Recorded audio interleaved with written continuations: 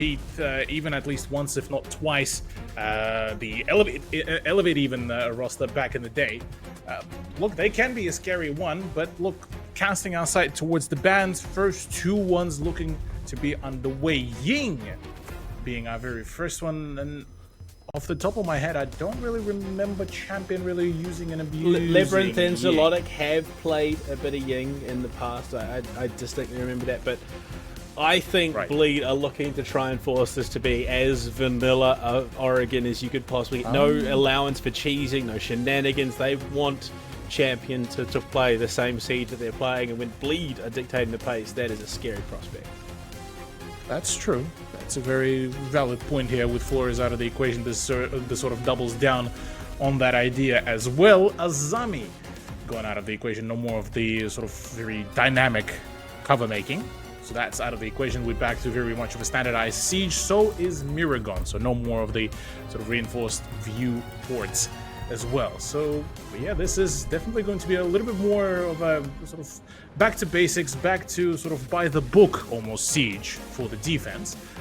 In the meantime, for the attack, this still opens up quite a plethora of opportunities. I mean, you still have, you know, Twitch, Brava for any remote sort of disruption of the utility. The one thing that I will have to make note, remembering, you know, Fury had a slight precedent that they might be able to, you know, fumble here and there. Obviously, nobody really expected them to completely fumble the whole round. Now, going against Bleed, you look back at their performances so far, and I mean, you look at even just the solo performances of each one of the players on that roster, they haven't really shown a whole lot of inconsistencies, minus a couple of hiccups in the rounds against Dial. So precedent is still technically there, but it's a little lower, I reckon, Panda. So what you're trying to say in a slightly ironic sort of way is that they don't bleed? Theoretically, one would think that they not bleed, but they would usually imply that they would make their opponents bleed. Well, I think that's exactly the game plan right now. In looking at Oregon starting on the defense, I think Bleed have basically got the cards stacked in their favor to start this half off quite well. You look at Champion, though, limited in what they can do. There is a Kaid in play. There has really not been an answer brought to it, in fact. And you look at the lineup, there is not a single hard breacher here, Cthulhu. So those hatches that are going to be reinforced, you got Roldini with the secondary hard breach, with the Kaid in play. This is gonna get scary. Totally. So speaking of the Gunners, though, Champion is still quite chock full of the said Gunners, so there's still potential for them to actually be able to have a fairly even ground on the fragging field. Labyrinth, if he was slightly quicker, he might have been able to catch Hoven on that rotation, but unfortunately that is not the case. Good rotation, though. Good call by Bleed, saying that, hey, we starting to get a little bit more heat here and there. The drones are starting to come in. Let's fall back. Let's play a careful game. Let's gauge how our opponent's going to perform in the first few rounds, and that is exactly the choice here, it seems. Look at the setup. There's no way to get the laundry hatch without going down, clearing it first, or E-box. So it's either going to be a push down laundry through bunker or down tower stairs. You can see primed and ready at the moment. Labyrinth is just sort of waiting there, anticipating some sort of aggression. But Bleed, they've all pulled back down to the basement. They're quite happy to sit and wait. Reaps as well. We know what he's capable of, and they've got an M590 and an SMG11 in his kit. So he's quite happy to contest bottom laundry stairs bottom freezer stairs rather at the moment. Speaking of bottom laundry, Fatherwood is there on the drone. He's going to get big information. If he can spot the lack of coverage in this position, they might just be able to explode out, ironically, with the Goyo watching, into the site. Here's if Stux will be able to hold off this push. Well, that's the answer very promptly done for me. And look, Champion actually opening it up pretty well. Despite the fact that now followed Fallen, that's one of your flanks basically completely shut down, though Champion decided to actually reroute the reinforcements. It is quite curious to me that they actually opted out from that pressure from the tower stairs, which feels a little bit confusing, is probably the main way to really describe this, and they restarting the whole offensive from the bunker. Well, with 40 seconds, technically they still have room for the play, but it's not very vast. It's a 1-2-1 split. You got two coming in from the tops at the moment. One pushing down laundry, potential freezing, which is where I think the sledge was. The swing, Aspie does just get the win there. Looking for the secondary, the revolver, the cowboy moment. Hits the body shot, but can't close it. 2 for 2, ultimately, and it's down to Solotic pushing through freezer. has the nade. He's going to dump it towards the hallway, try and flush out a position. He's got to find Reaps and Hoven, which, I mean, you could not ask for a scarier duo to have to try and clutch up against. Swings right, swings left, but tucked in Hoven will claim the round for Bleed Esports. But I think that's probably a lot closer than a lot of people would have called to start the map off. It definitely got quite close, but I gotta still point out that a few of the positions did get a little bit almost rushed at. I mean, Asfay's position has been the prime example of that. His and Skux's position were very quickly sort of aired out. For Asfay, yeah, it's just the lack of the ammo in the magazine, and then, well, inability to connect the shots with the Magnum, basically, were the demise for them. For Skux, unfortunately, yeah, his position was well and truly drawn down, and the pre-fire was quite clinical, so there wasn't really much to be done about that. But yeah, Champion, in a similar vein how it was for Devil Dog, they seem to have taken the results of the last week a little bit more sort of to heart, studied it, and well, the approach was still fairly valiant. I gotta give it to them. So now going against the top floor hold by Bleed, it's another set of challenges that they need to circumvent. Without the floors as well, things might get a little bit dicey, so I wouldn't be surprised if later down the line, say, the KB will cop a change to something like a Brava or a Twitch. I mean, so far, I mean, round one and now the setup for round two has been reasonably cookie cutter. We're not seeing any crazy innovations from Bleed. We're not, not seeing T3 holds, anyone being overtly aggressive against Champion at the moment. So I think, yeah, more than likely, I say that Asfay's just dropped down from T3, but that was more to set up his Frost map up on the top of that tower there. You can see just two of them, in fact. They're looking to try and catch Champion on the entry into the building, and they've got this extension of the tower as well. So I say that, I got and talked about the lack of innovation, but they are starting to show just how deep that Strat book can get. Yeah, maybe a slight limit test here for both sides. More so, I would imagine, for Bleed rather than Champion, as they would get to try sort of the full extent of even some of the more experimental ideas, I would imagine, against a team like Champion, who could still pose a great threat to them. Interesting gunfight, which is followed up as well by a frag grenade and a perfect response saying, hey, look, don't want any of your heat, don't want any of your grenades, just reinforce it off, back away. So this, so far, is, once again, a perfect, almost textbook showcase how you can play your defense. You can go for expansion. But the moment the heat comes around, exchange a few shots, back off. Don't try to recontest, because otherwise you're re-exposing the very same position that can be already pre-set up by the attack. Farlord red angle to find a kill. It drops Hoven. Ends his reign of terror. Expansion open there. Spotted. Farlord and Skux exchange blows, and Skux is going to come out far worse off. Farlord just absolutely getting his money's worth out of that angle outside the master bedroom, single door. You can look at the pivot right now. Bleed Esports struggling a little bit. That limit testing may be coming back to bite them.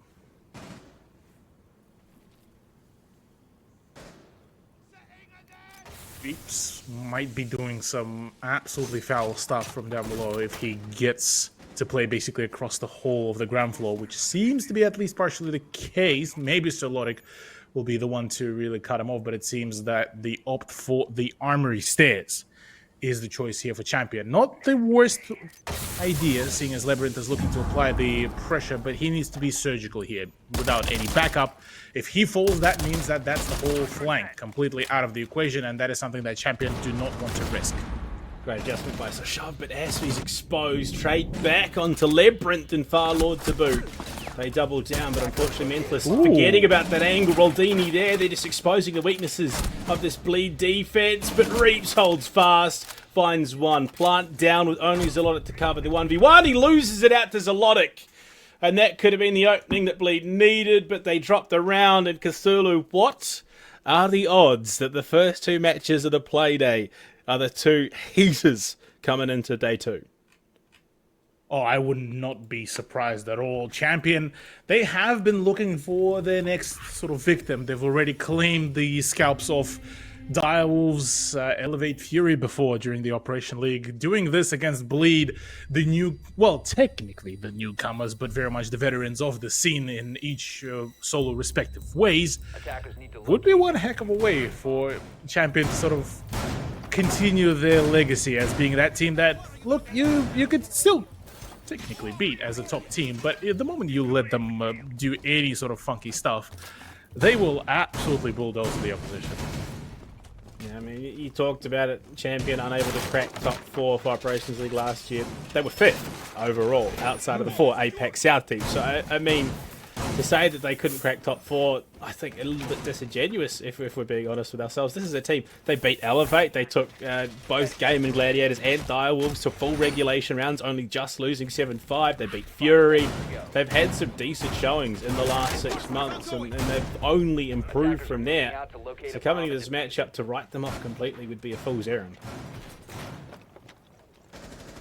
Absolutely. So letting any form of extra room given to Champion would be a severe mistake that no single team really should be committing. But round 3 so far, it's been an equal venture between the two rosters. Champion so far looking to this time approach from a slightly different angle. Maybe it is going to be the small tower with Solotic already making the entry, as a matter of fact. What is quite curious to me, Panda, is the fact that Showers completely left alone. Not even a single possibility for a rotation hold that could have been, you know, the signal for Champion to really try to contest, and instead we're getting a much more sort of closer to hard defense from Bleed, which almost feels uncharacteristic despite the fact that this is a meeting in the kitchen defense. Yeah, I think there's a little bit more investment in the vertical hold rather than the horizontal. That's sort of great angle to hold. The glare is absolutely feral. And he goes about even in that exchange. Labyrinth will force him off for the most part, and Hoven Bitten will shy away from the competition right now. Skux is playing down below, so they've got the angles covered, but Champion are, like you said, being given a lot of free room to move.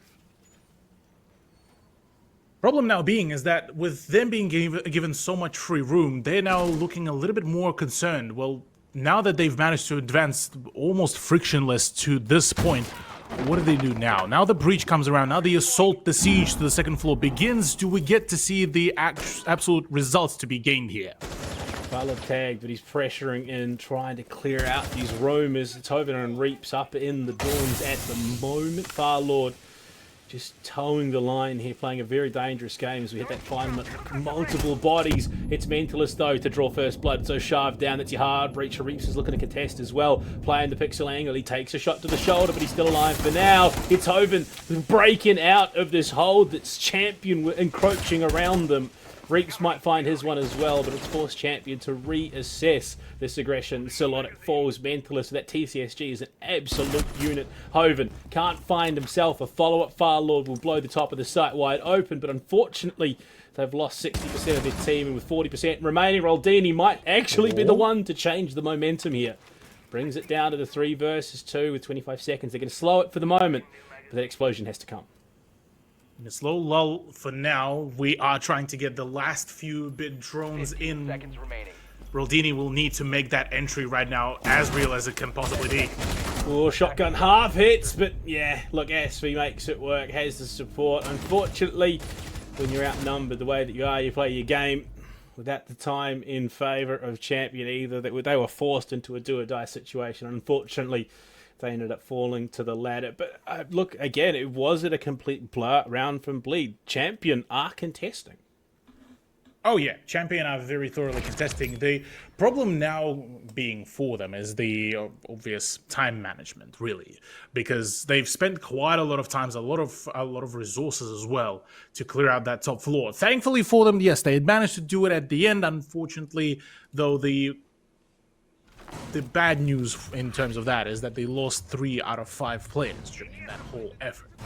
Mentalist as well, gotta give him kudos. During his own roam on the ground floor, he managed to keep it as clean. He crippled the attack of Champion. Without having that support on the ground floor, second floor attack and siege felt almost useless. Because whilst all of this action was happening, they really couldn't do much on the ground floor. Rid them basically of majority of their progress. Now going into the downstairs hold, last time we got to see Champion nearly make it work. Obviously we got to see Bleed still pull off a phenomenal response to that almost rush-esque play, and Skux did take a little bit of now damage, but for the time being, we're looking at the lineup, it's still feeling fairly same, but different. Maybe the approach is going to change. Maybe we will be seeing a much more prompt set of pushes by Champion, but that is completely solely important to them. Yeah, look, Skux, you got to admire it. He's keen, has the P10 Roni in hand, wants to go for a bit of a cheeky spawn peek, trying to...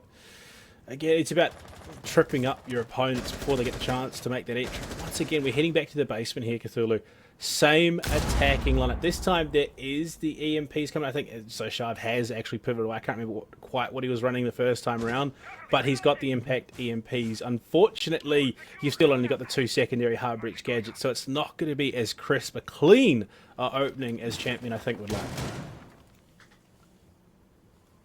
Thing is, I'm not too sure if they want the crisp clean. They want just to make sure that they have just one extra avenue and use it as sort of a middle leverage, a middle ground between either the push through the laundry or through the big tower stairs. Which, I mean, I don't hate it again at all. They will need to make sure that they're nailing the timing, obviously, because Asfi could still very much just take off one of the Cade Claws and do the trick, which will obviously drain majority of the utility. Reaps in his position here, he would be an absolute, just a menace. A death machine, really, because with the shotgun at that range, no matter what other gun you have, it is a disadvantageous spot to push. The impact EMPs are gone, so they won't be able to get the meeting hatch or the freezer hatch at the moment. So an opportunity well and truly missed, it would seem. I would imagine they tried to contest meeting, they couldn't find where that Artiller Claw was, and unfortunately it's just burnt utility now. They're once again going to have to brute force their way down to the site. 45 seconds on the cards. I mean, they're primed and ready to go. This time, unfortunately, they won't find the opening pick that they did last time round, but with 40 seconds, they're on the cusp of making this execute happen. Yep, 30 seconds to go. They have the DKB call still there, ready to rumble, but without the clearance of the bunker, this could be a problematic play. Drone there, Mentalist. He's going to clear it, so they should have info. No, he's been baited. Mentalist completely plays himself there. Skux, what an angle to shut down Roldini, and that approach now completely nullified Leverett as well. It's just utility. Burning Solodic catches the toxic canister midair, but can't catch the bullets. Well, he does. It's with his face, unfortunately. They won't be able to contest that gunfight. Asfi in a great crossfire with Reeves over there as well. Barlord finds one, but that's all he's going to get. Leverett loses that out, unfortunately, with no time remaining. And it looks like Champion are starting to slip out of contention, Cthulhu. That was a much sloppier round than the last few from them. Definitely sloppier. The one thing that I would still probably mention is, well, with Thatcher being open, bring that in. Because it obviously seems like the KB so far hasn't really been able to allow Thatcher some of those and Maverick are available right now. And they know that they're electrifying hatches. Exactly, yeah. Maverick would be perfect here for the hatches as well to play around with. So Champion have those tools to work with. Unfortunately for them, they seeming to be a little bit too locked in on the roster that maybe they've practiced too much that they just don't want to let it slip away. Or there has to be something really going for them, because at the moment, it's not working out. Yes, they managed to win one round in round number 2. Apart from that, it was all just attempts, but no finishes. And that is exactly where Bleed are able to execute their opponents in a very swift manner. So for Champion, they still have a few sets of opportunities, but it is all looking more and more bleak the further we go into the scoreline in favor of Bleed. Yeah, I mean, close but no cigar, unfortunately, just isn't what you need to win out a map. And Zoshav has pivoted here once again on the attack. The armor route to come through, which I would imagine is going to be to get T3 control at the moment. I can't quite spot where he is. Yeah, so this should be try and get some early T3 control. I was going to say, just full send it upstairs, but no, he's going for the cam. Will be punished by Asfi. And unfortunately, it begins to feel like maybe this pick won't deliver too much other than the secondary hard breach gadgets, the reinforcement to come out from Asfi, the rotate back, and that early advantage that could have been gained by the Gara hook isn't going to translate into anything, unfortunately.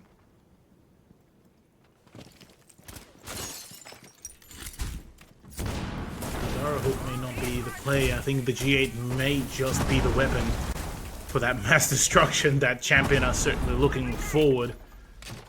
I would have probably maybe rated the Supernova as a little bit more sort of slightly more meme value. Plus, you still have a phenomenal range on that shotgun, especially for a range that the Attic would require. You would still be able to reach all full pellet size shot and still be able to almost take one shot just to kill any defender that is on Bleed's lineup here. So there could have been an idea, but G8 is certainly a much more flexible variant because here against Asfi, they would need the range.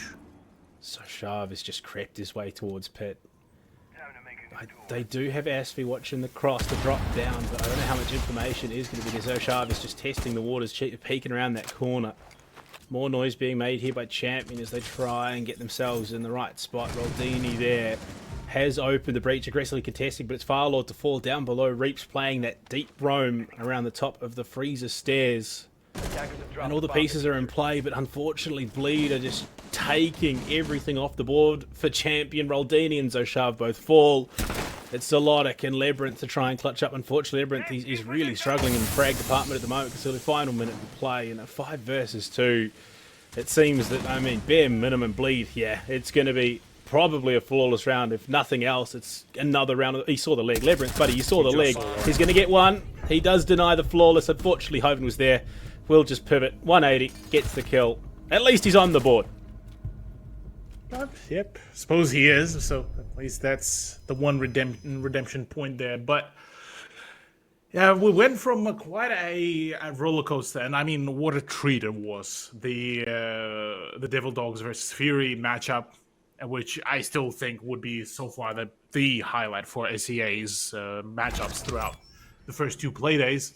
To what feels like a very much of a one-sided venture. Champion got to show their true colors once throughout this whole matchup so far. Unfortunately, it's either the time management or just the inability to lock down information to be able to frag out certain tightly held positions by Bleed, and the remainder is all that there is to it.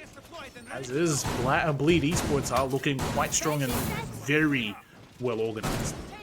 They are at that, and I do have to say, Cthulhu, a minor tangent here. Looking at their jerseys, I could not be more excited for their in-game skin when it inevitably does hit servers, because if their jersey's anything to go by, it is probably going to be one of the hottest skins in the game.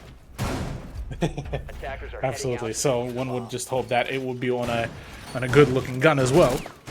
So yeah, look, I'll definitely agree with you. The Bleed Esports gunskin would be quite neat, seeing as their art direction so far have been quite crispy. So is their gameplay. I mean, it all backs up. It all sort of stacks up together pretty nicely, pretty neatly, one could even say. Reaps on the top, well, second floor technically of the big tower. Do we feel like he will be successful, seeing as he just got rid of Roldini fairly quickly, and that's the diff down as well? Oh, that's unfortunate. That's your only hard breach as well. So if they do have any significant hard walls to get through, yeah, unfortunately that's no longer an option. It seems that, whatever was there for Champion in the first half to start things off is quickly diminishing in the face of Bleed Esports, who just want to get this done and dusted, given that they've got another matchup to play later on. Of course, Farlord trying to blow the soft wall, but it's just going to be shot out by Reaps. That breaching charge, again, completely nullified. Bleed proving, as we've come to understand, that they have a solid grasp over the game in Oregon as a whole. Yeah.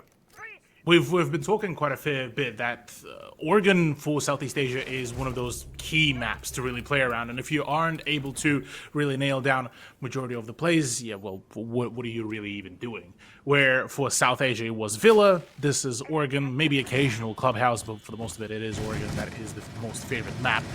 Champion, look, they have very varying success. It's the inconsistencies that ends up being their kryptonite, and certainly it seems like that kryptonite struck again today. Going into round 6, we are looking at Bleed possibly making it their fifth. Labyrinth, unfortunate barricade is... Oh, Labyrinth, buddy. Oh, Labyrinth. Come on, you knew that it was upstairs presence, but he just brute forces his way into dorms and freely gives his life over to Hoven there. That's unfortunate. And with a significant advantage there, not just in positioning, but player count, lacking utility, they're going to find themselves really struggling. So Solodic, though, will bring it back to a 3-3. Skux falls. Toxic Canisters of Asfi, though, will completely nullify this push. They've got one more to work with, 40 seconds on the clock. Someone has to pull that trigger if Champion want to get this round. Unfortunately for Asfi, the trigger is pointed at him as the barrel blasts away. Zashav and Farlord doing the big work here right now. TCSG and the hands of Mentalist. He could still clutch this one up. 24 seconds. Zoolotic with the diff. Zashav watching the cross, but it seems that a rotate might come in. Pre-fight angle, Zashav holds it. And Cthulhu, they're not done just yet. It's a 4-2 attacking half, which is not the end of the world on a map like Oregon. Far from it. Only 2 rounds to catch up onto the drawed out scoreline, and from there on, well, it's everyone's game, really, Panda. Seeing as Champion finally managed to tighten up their gameplay, this is great turnout from them. I gotta also highlight that push, the moment the last gas grenade has been extinguished. Instantaneous push from Champion is exactly what they've been looking for quite a prolonged time, but finally that opportunity arisen.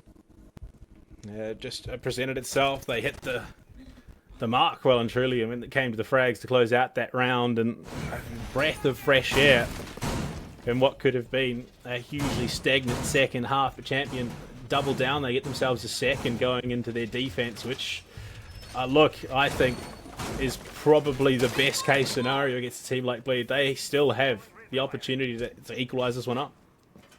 Oh, yeah. Plenty of opportunities, plenty of abilities to do so. Now that we are going to go on to Champion's defense, as highlighted as well by the analyst desk, defender-sided sort of favor here. Certainly should enable Champion to grab at least a couple more rounds for themselves to make it a whole lot more of a close adventure. For Bleed, they need to make sure that their attack is less about, you know, them just trying to show off the personal skill, and more so about just coordinating and making sure that there's no failure in the communications, because the moment that happens, that's a complete fall of the house of cards. Yeah, I mean, I'm trying to sit here and calculate which do I fear more? Bleed Esports on the attack or on the defense? And unfortunately, it does feel like both sides are equally scary, especially with Reaps just walking in on the Nook. He finds Zashav, murders Zashav before he can even react, and well, unfortunately Zulu control Classroom given up entirely, but Hoven going down. No more Dockerby, no more logic bombs. That could be a blow, or if he goes for the wall bang here. Oh no! Straight to the waiting arms of Skux, and once again, unfortunately, hubris punishing Champion. They were just a bit too eager. Too eager indeed. Yeah, even Follow just mentioning the sound call would have been a completely different turnout. That is a nasty angle as well from Skux to get the better of Follow. Clearing out yet another position. Thankfully, there is Zoolotic to back it up. So, only a matter of time before the drone will actually be able to notice. Perfect timing. Zoolotic. Audacious play, yes. But boy, that was worth to watch it. Don't you mess with my buddy, the SAS operator, avenging his fallen comrade. But Reaps, Asfi, and Mentalist still in play. I mean, the Thatcher there as well. Not that there is any real breach. Then, Labyrinth might be the first port of call in this clear. I think we're only a minute 20 still to go at this stage, Cthulhu. There is a lot of time to work with Mentalist. They're relocating, wants to get that hatch, but with a smoke in play, well-placed toxic canisters can make this push so unbelievably hard. Oh boy. Does manage to clear out the drone as well, but he's about to be in a bit of a rock and a hard place, really, seeing as he nearly got himself into an unfortunate crossfire. The timing was, though, perfect. So Zoolotic on the cover as well. This is, whilst it is sort of a back-to-back sort of hold, I think Champion might still be able to keep a very tight grip on this one. As long as they can shut down Reaps, as he is an absolutely unknown entity right now, they can actually do it, I reckon. One toxic canister remaining. Mentalist looking to head towards meeting, so it might be a three-pronged approach here. One down Freezer, one Laundry, and one drop in E-Box. I think that's probably the right call if you Bleed right now. 20 seconds on the clock. They've got to pull that trigger. They've got to go. Asfi just slowly working his way forward. The drop down Reaps into Laundry. No one there to meet him though. Mentalist going to go heavy deep in towards that Freezer single. But Labyrinth wins it, unfortunately though. Reaps and Asfi capitalise on the man count. And Bleed will get themselves a fifth on the cards. Cthulhu, that's heartbreaking from Champion. They were in the position they needed to be. They could have taken it, but just one more player could have been the difference maker. Yeah, and that seeming to be the continuous sort of trend here for Champion. If they don't lose the original, the first few trades, specifically this one, if Skux wasn't given the double frag here on the second floor of the big tower, that would have been a completely different venture. Say, even a simple call out, a simple just mention that, hey, there's somebody above me on the stairs, try to pre-fire. Even just as scared, just to force Skux to keep on, start shuffling around, shifting his attention from one player to another would have allowed the swing to happen flawlessly. There would have been a phenomenal plethora of ways of how to do it, how to approach it. Unfortunately, well, that was not the case for Champion. And, well, Bleed were quite happy to absolutely capitalize on this. Yeah, again, I think maybe an element of over eagerness from Champion as well has put them in the position they're in. I mean, you look at Zashav and Labyrinth. You got Zashav popping the attic wall, looking to go down tower, only to meet Skux there. You think about Labyrinth just popping the dorm's door barricade so he could run and get control, and not scouting out the fact that Hoven was there. So again, unfortunately, I think maybe a case of these guys getting a couple of steps ahead of themselves. They need to just slow it down a little bit, not try and force the issue as heavily. I mean, you're still trying to force the issue, but the way that they're doing it is getting to the point of recklessness. Yeah, this is definitely not the kind of Champion that we grown to be accustomed to, at least you and me, seeing as they, whenever they do perform, they can be a very coordinated entity, and it's quite confusing to see that they end up crumbling and falling apart as quickly as they do. Interesting to see not a lot of actual, presence outside of the actual site. Yes, there's presence around the attic and a heavy sort of utility dump with the barbed wire as well, but anything apart from that feels rather just claustrophobic is probably the best way to really describe what this setup from Champion is. Okay, it's an angle. I did not expect Skux to be aggressively holding the double dorms window, looking in towards B. But he is. The window's not even broken. He somehow managed to make that work. Hoven is going to be into that games window from the looks of things to try and clear out that mute jammer. Surely that should be an easy enough task with the frag grenades. But minute 20 on the clock, and both teams just somewhat at a standstill. Still it is. Minute remaining. Bleed sort of just feeling a little bit unsure as to where they want to pressure. It feels like they want to go everywhere, but yet they're going nowhere. Presence around just outside of the walk-in closet, presence in the attic, presence even on the double window, courtesy of Skux as well. Where do they start, though, the offense is my question here. Salodic just got felled courtesy of Skux from that very same position. Yeah, look, impatience, I think, maybe punishing them a little bit there. Salodic could have just sat there and held. I don't think he was really being threatened, but Labyrinth, phenomenal trade. But unfortunately, the repositioning allows Reaps to walk in and find a freebie on this. So Shav caught looking well and truly the wrong way, and pit control now there for Bleed Esports. You got Skux still threatening. And Reaps, he's just going to walk in unscathed again. Labyrinth caught looking the wrong way because Champion is so focused on what is evident that they're just allowing him to walk through. Farlord finds the answer back at least, but the plant already going down. Skux covering the rotates through there. I don't think they've got a solid way to contest this. They have to try and play and contest. Unfortunately, they just can't. Farlord there as well. Stuck behind a shield, gets his one. Knows that Skux is on the window, almost takes him out. The roundabout play, the relocate onto the window. Ooh. He might just be able to find this one. Surely. Can they get on the rappel? No. But no, he's jumped off it. If he'd stuck it, he might have been able to make it work, but Skux walks up the stairs and cleans him out.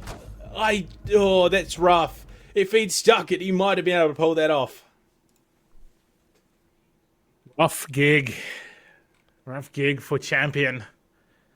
Well, it looked like initially quite a solid rivalry there. Unfortunately for them, meant absolute nightmare because Bleed Esports are looking tenfold more coordinated than the counterparts in Fury. And whereas Fury were letting through some of their plays happen, some of the rather unconventional rushes, this time Bleed say, hey, we know exactly what you guys are capable of. We know exactly what we can do. We have the tools to deter each and every approach. works. So we are going to take our time, do our due diligence, lock it all down.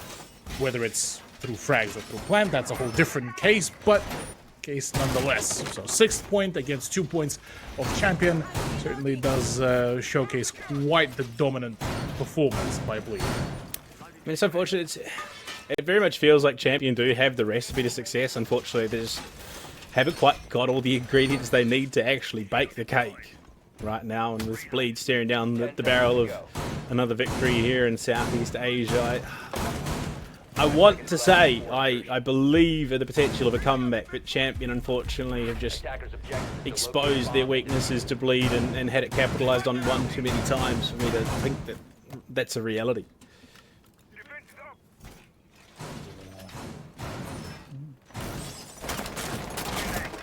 That altering the reality were there from Champion, but all things considered, well, attempts so far slowly but surely, well, maybe started to convert into the reality. Actually, at the beginning of this round, successful spawn peek against Hoven is actually going to be a solid pick, I reckon. Panda, ridding of the EU1Ds, ridding the ability to have that very explosive push under the guise of the said EU1D. Will make things a little bit more rudimentary, I reckon, for Bleed Esports.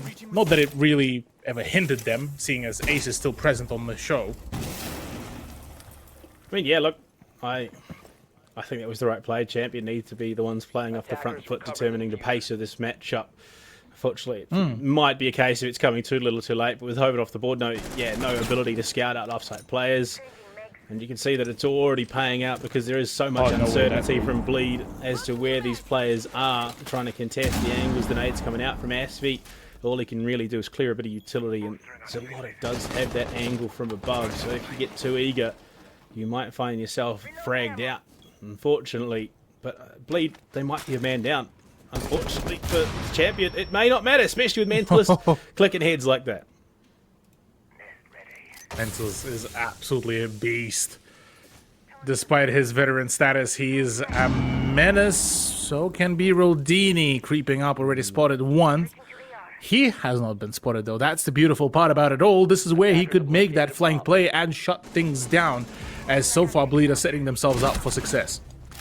He will win the gunfight against Reaps, but it's too little too late. Labyrinth fell as well, and that's a smoke. It's such a rough pick to lose, especially when you're this close to a round end. The 3 versus 3, they can play the numbers game, especially with Firelord in a great position right now. They don't really have the utility to clear him out. I mean, unless Mentalist can land a smoke in the right place.